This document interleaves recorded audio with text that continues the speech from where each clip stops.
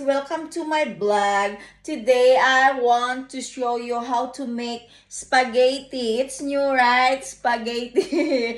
Wala kasi ako magawa, tsaka wala namang music na spaghetti pababa, pababa ng pababa, spaghetti pataas ng pababa.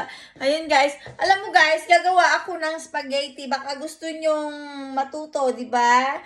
I didn't know. Maybe until now you don't know how to make spaghetti. Let me show you. You know, you need to. The important you have ingredients, right? Ingredients like that. And first, I use this instead of carrots. And if you want a new ingredients, just use this bell pepper and oil,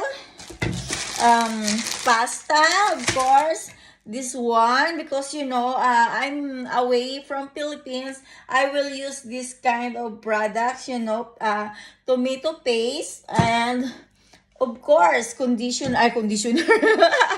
Sorry guys.